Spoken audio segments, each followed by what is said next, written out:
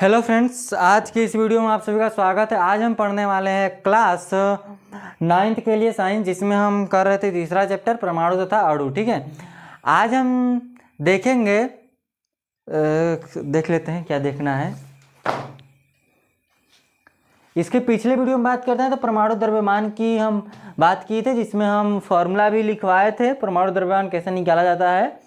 एक उदाहरण है, उदाहरण के जरिए हम आगे सवाल भी करेंगे, जिसमें उदाहरण हम पहला है उसको कर लेते हैं। ठीक है, तो देखिएगा यहाँ से उदाहरण क्या है कि एक क्लोरीन का परमाणु द्रव्यमान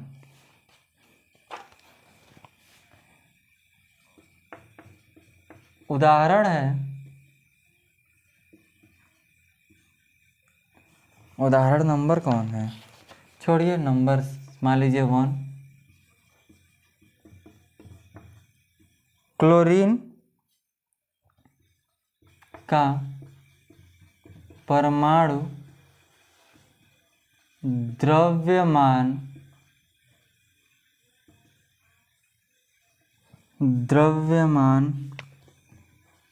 35.5 है। तो क्लोरीन का द्रव्यमान आपसे पूछा है। इसका कहने का क्या मतलब है कि एक परमाणु का द्रव्यमान कितना है, 35.5 AMU, यानी एटॉमिक मास यूनिट। ठीक है, अगर हम देखते हैं एक एटॉमिक मास यूनिट बराबर की क्या होता है, तो 1.66 देखिए 1.66 मल्टीप्लाई 10⁻⁻27 kg होता है एक एटॉमिक मास यूनिट बराबर। ठीक है, यहाँ से देखिए एक क्लोरीन का परमाणु द्रव्यमान इतना है, तो क्लोरीन का द्रव्यमान आपसे पूछा है तो कैसे निकालेंगे, लिखेंगे चूंकि क्लोरीन का परमाणु द्रव्यमान बराबर क्या हो जाएगा, तो एक परमाणु का द्रव्यमान गुणे इसको करेंगे, देखिएगा 35.5 गुणे 1.662 10⁻⁻20। अच्छे से करते हैं, देखिए यहाँ से क्या करेंगे, 35.5 गुणे 1.662 मल्टीप्लाई 10⁻20 kg क्या होगा, kg होगा। इसको kg में बदल रहे हैं। ठीक है, द्रव्यमान kg में निकाल रहे हैं तो कितना आ जाएगा, 49.010⁻⁻27 kg। आप इसका इसमें मल्टीप्लाई करके देख लीजिएगा, आंसर आ जाएगा। ठीक है, इतना ही आएगा। अगर हम बात करते हैं, एक क्वेश्चन है, क्वेश्चन के जरिए हम टॉपिक को क्लियर करेंगे। आप एक क्वेश्चन समझिएगा, क्वेश्चन पूछ सकता है परमाणु द्रव्यमान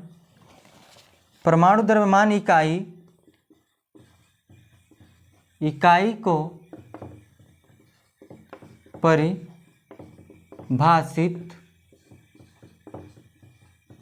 कीजिए। यहाँ से आपको दो तरह से क्वेश्चन पूछ सकता है, एक लॉन्ग में, अगर इसी को लॉन्ग में पूछेगा तो क्या लिखेंगे, और इसको शॉर्ट में 2 नंबर कम नंबर में पूछता है तो क्या लिखेंगे। अगर आपसे पूछता है कम नंबर का तो लिखेंगे किसी तत्व के सापेक्ष परमाणु द्रव्यमान को उसके परमाणुओं के औसत द्रव्यमान का कार्बन के 12वें समस्थानिक के द्रव्यमान के 1/12वें भाग के अनुपात में या अनुपात के द्वारा परिभाषित किया जाता है। ठीक है, अगर इसमें हम लिखते हैं क्या, अगर इसको लॉन्ग में लिखें, चलिएगा, अच्छा देखिएगा सारी बातें आपको क्लियर हो जाएंगी। ठीक है, 1961 में आंसर समझिएगा है 1961 में परमाणु द्रव्यमान को ज्ञात करने के लिए परमाणु द्रव्यमान, क्या अगर 1961 में परमाणु द्रव्यमान मान को ज्ञात करने के लिए परमाणु द्रव्यमान इकाई कार्बन 12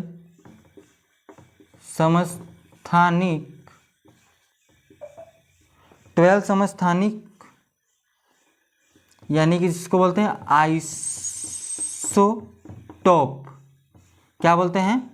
आइसोटोप। समस्थानिक आइसोटोप को मानक संदर्भ के रूप में परमाणु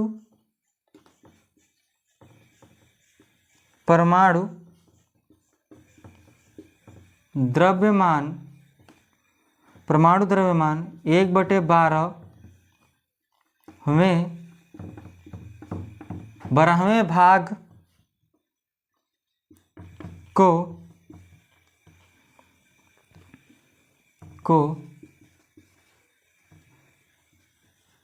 मानकर परमाणु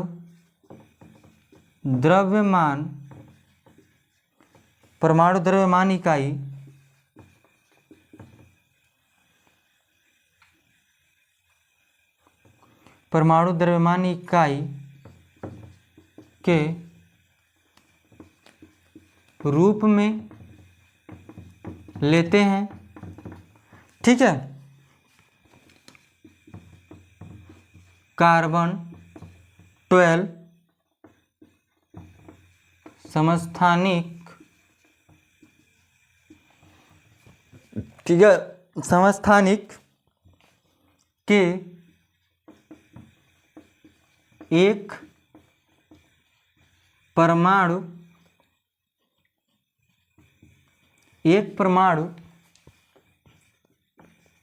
द्रव्यमान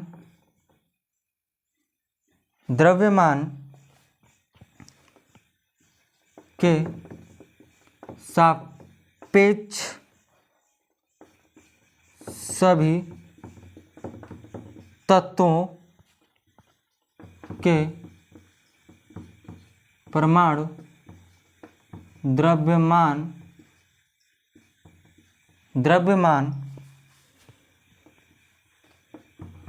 प्राप्त किया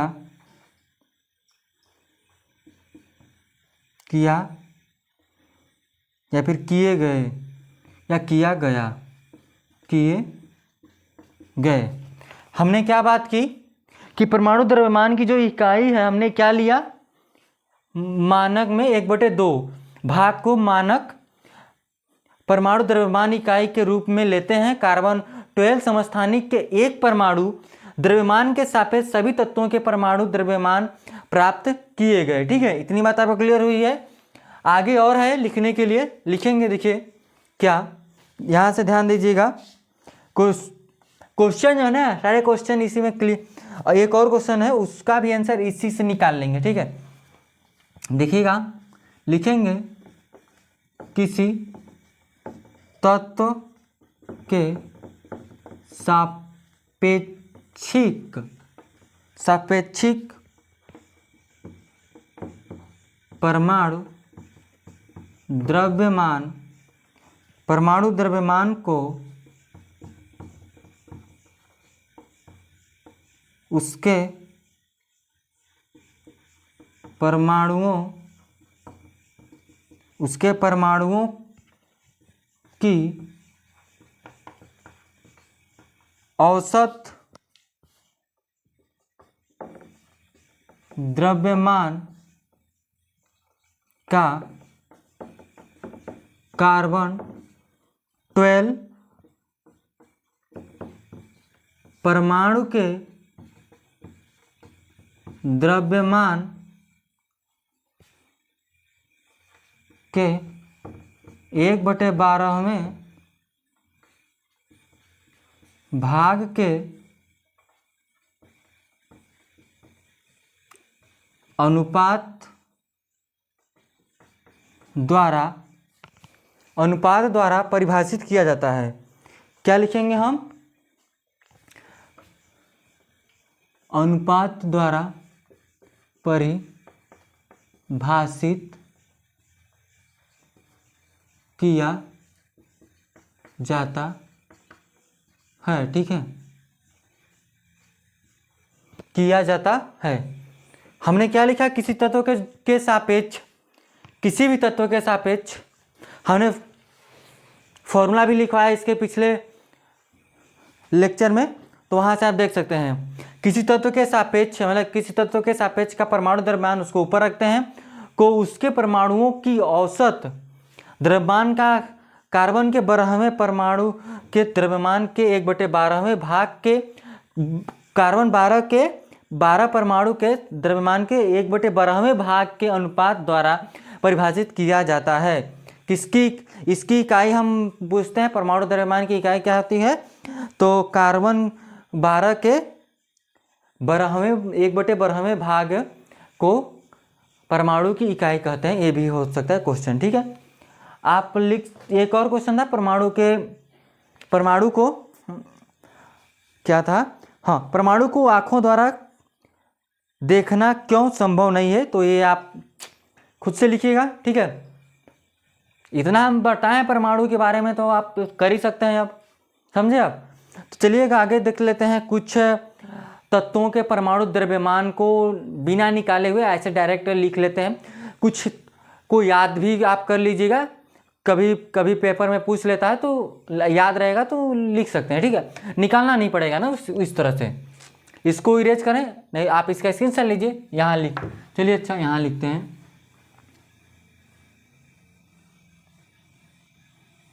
देखिएगा, इतना आप उतारिए। ठीक है, या फिर इसका स्क्रीनशॉट लीजिए, आगे चलिए चलते हैं। ठीक है, जिसमें हम लिखेंगे कुछ तत्वों के परमाणु द्रव्यमान, जिसमें हम लिख सकते हैं एक साइड तत्व, दूसरे साइड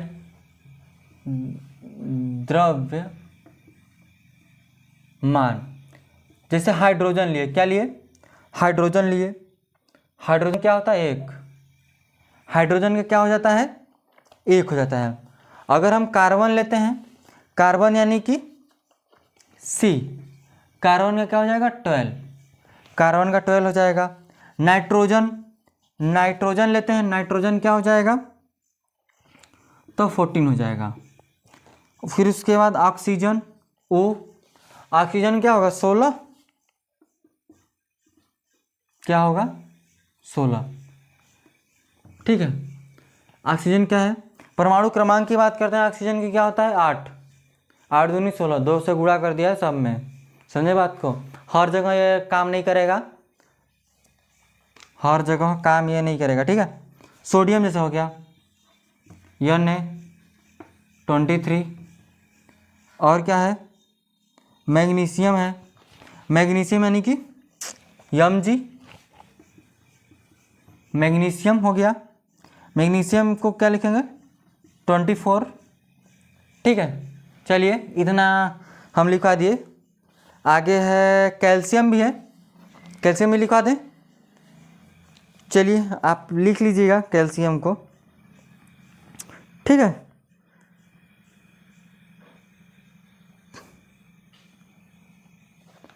कैल्शियम का परमाणु जो क्रमांक है वो 27 होता है। ठीक है,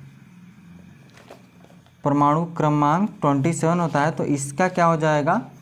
ठीक इस कैल्शियम का तो यहाँ से परमाणु द्रव्यमान 40 होता है। ठीक है, चलिए इतना हम लिखवाएं, इतना आप याद कर लीजिएगा। अगला जो हेडिंग हम पढ़ने वाले हैं, परमाणु किस प्रकार अस्तित्व में रहते हैं, उसके बाद अणु क्या है। ठीक है, उसके बाद हेडिंग है अणु क्या है, यह हेडिंग हम लिखवाएंगे नहीं। मतलब परमाणु किस प्रकार अस्तित्व में रहते हैं, तो अधिकांश तत्वों के जो परमाणु होते हैं वो स्वतंत्र रूप में अस्तित्व में होते हैं। क्या आपसे क्वेश्चन पूछता है कि परमाणु किस अस्तित्व में रहते हैं, तो स्वतंत्र अस्तित्व में रहते हैं।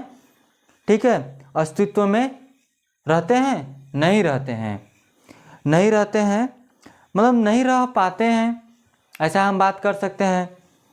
परमाणु अणु एवं आयन बनाते हैं।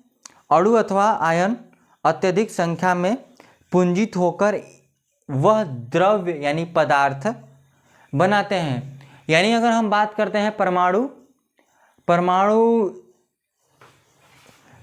की बात करते हैं, स्वतंत्र नहीं होते हैं, हमेशा स्वतंत्र नहीं होते हैं।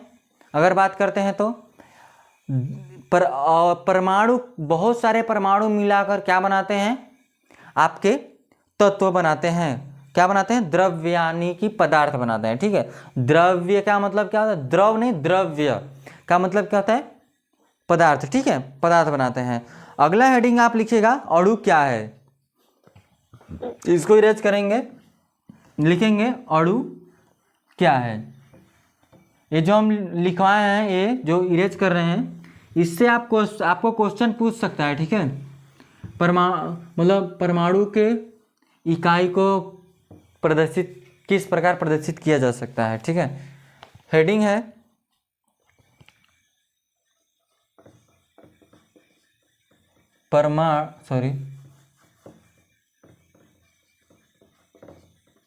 अणु क्या है।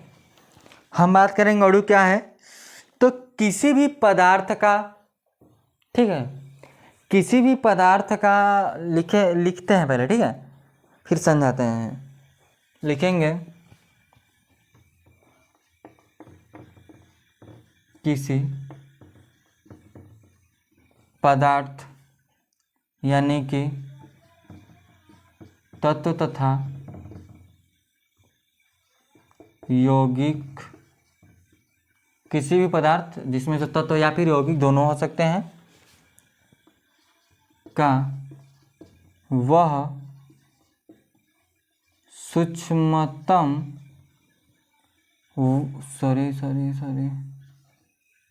आधा है यह, सूक्ष्मतम कण जो स्वतंत्र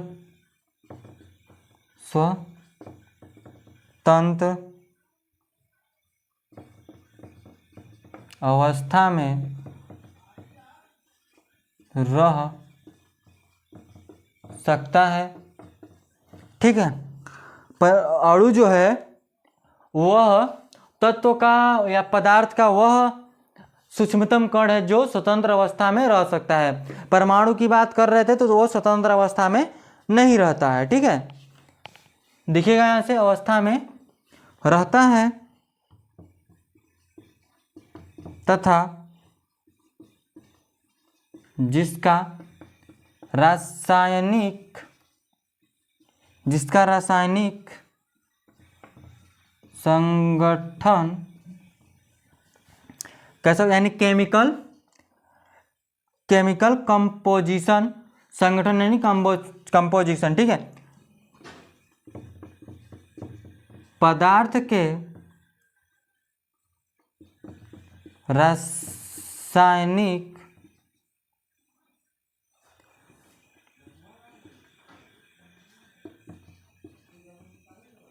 संगठन के समान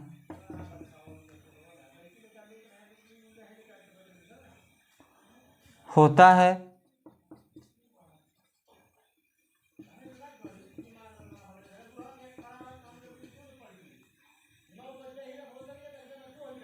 उस पदार्थ का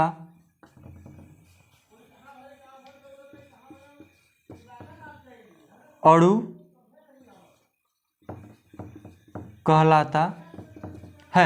अगर हम बात करते हैं संगठन के समान होता है, हमने क्या लिखा है, किसी पदार्थ का वह सूक्ष्मतम कण जो स्वतंत्र अवस्था में रह सकता है, तथा जिसका रासायनिक संगठन पदार्थ के रासायनिक संगठन के समान होता है उस पदार्थ का अणु कहलाता है।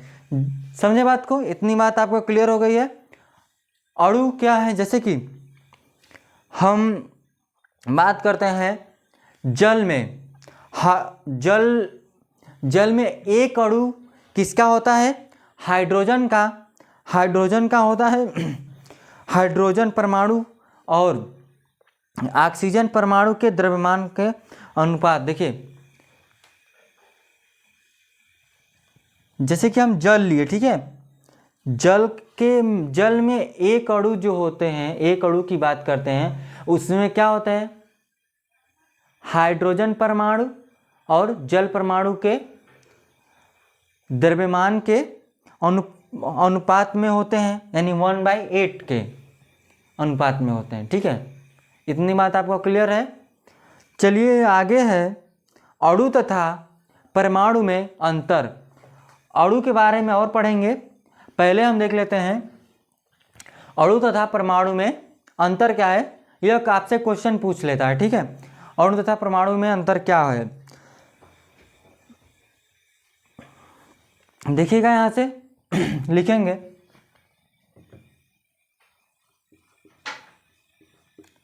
अणु तथा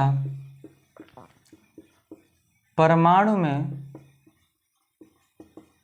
अंतर, ये क्या है? अणु तथा परमाणु में अंतर, एक साइड लिखते हैं अणु, दूसरी साइड लेंगे परमाणु। अणु तथा परमाणु, पहला तो एक अंतर हमने अभी बताया कि यह क्या है? स्वतंत्र है, और परमाणु क्या है? स्वतंत्र नहीं है। तो पहला लिखेंगे यहां से डालकर,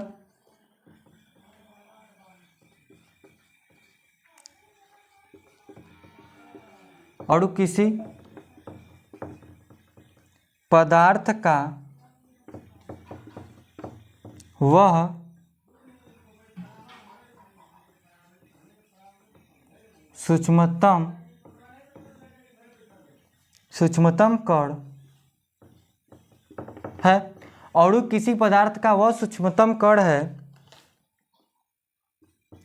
जो स्वतंत्र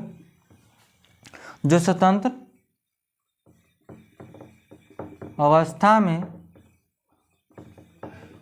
रहता है।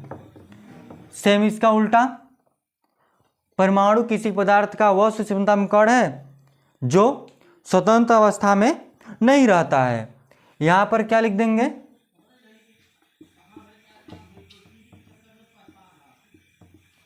परमाणु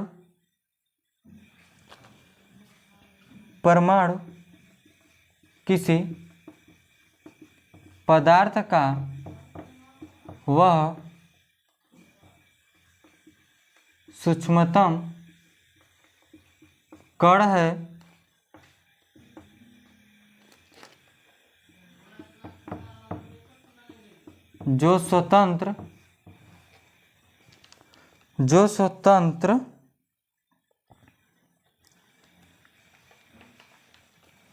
जो स्वतंत्र अवस्था में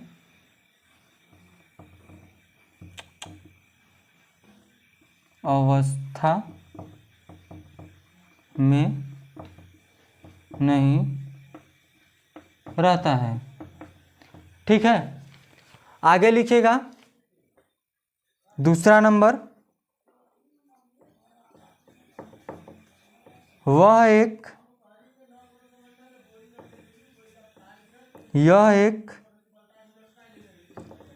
या एक से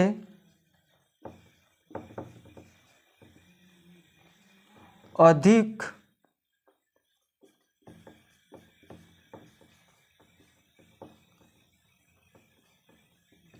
देखिए, यह एक या एक से अधिक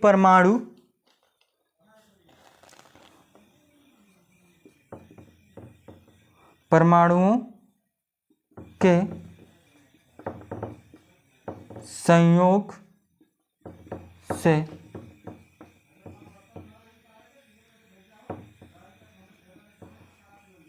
बनता है। यहाँ से हम दूसरा नंबर लिखेंगे तो क्या लिखेंगे?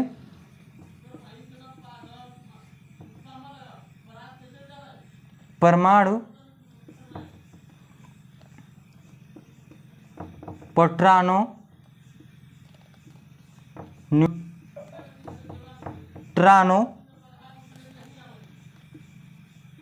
एवं इलेक्ट्रॉनों के संयोग से बनता है। परमाणु की बात करते हैं, प्रोटॉन न्यूट्रॉन तथा इलेक्ट्रॉनों के संयोग से बनता है, और अणु जो है वो परमाणुओं के संयोग से बनता है। ठीक है, आगे इसमें क्या अंतर लिख सकते हैं? तो तीसरा है, तीसरा चौथा जो जितना है सारा लिखवा देते हैं, आपको याद रहना चाहिए। ठीक है, आई होप आप ऊपर वाला उतार चुके होंगे, नहीं उतारे होंगे तो पीछे करके वीडियो आप उतार लीजिएगा। ठीक है, यहाँ देखिए तीसरा नंबर, यह दूसरा था। तीसरा में क्या लिखेंगे? यह रासायनिक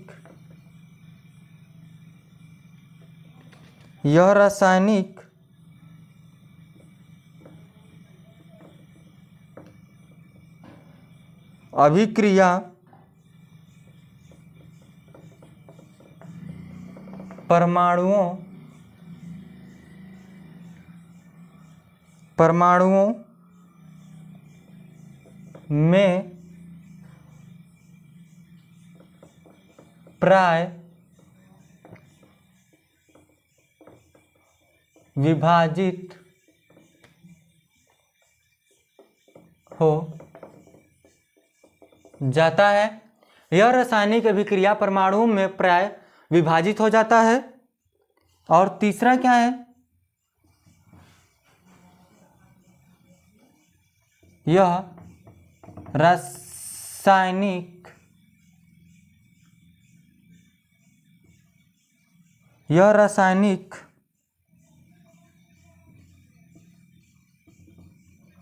अभिक्रिया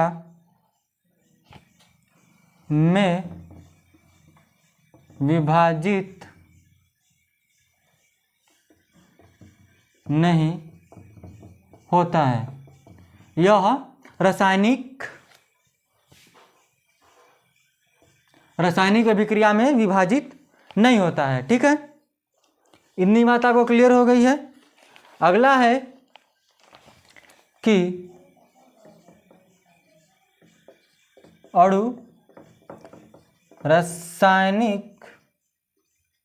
जो है वो रासायनिक अभिक्रिया में भाग नहीं लेते हैं। अणु जो है रासायनिक अभिक्रिया में भाग नहीं लेते हैं। यहाँ लिखेंगे तो चौथा नंबर, यह रासायनिक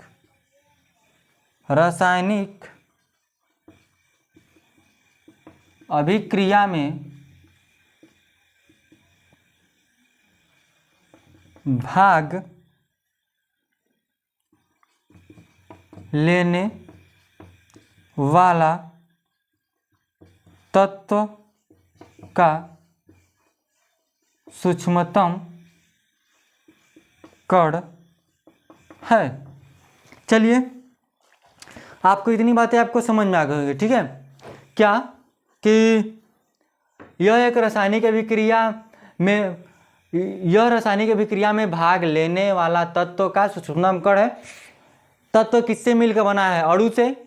अणु किससे मिलकर बना है? इलेक्ट्रॉन, प्रोटॉन, न्यूट्रॉन से। ठीक है, और परमाणु। ठीक है, और अणु किससे मिलकर बना है? तो परमाणुओं से। अणु क्या होता है? रासायनिक अभिक्रिया में भाग नहीं लेता, लेकिन परमाणु जो होता है जिस तत्व से मिलकर बनाता है वो तो उस तत्व की सबसे छोटी इकाई है ना, वो तो भाग लेगी ही। समझे बात को ना? और क्या बात की कि यह रासायनिक अभिक्रिया परमाणुओं में प्राय विभाजित हो जाती है। जो भी रासायनिक अभिक्रिया होती है वह परमाणुओं में विभाजित हो जाता है। और हम परमाणुओं की बात करते हैं तो यह रासायनिक अभिक्रिया यह रासायनिक अभिक्रिया में विभाजित नहीं होता है। अणु जो है वो रासायनिक अभिक्रिया में विभाजित हो जाता है, लेकिन परमाणु रासायनिक अभिक्रिया में विभाजित नहीं होता है। ठीक है, इतनी बातें आपको क्लियर हो गई हैं। तो हम देखेंगे आगे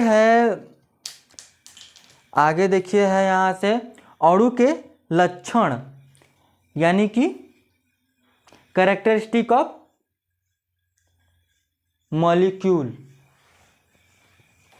मॉलिक्यूल्स। ठीक है, देख लें।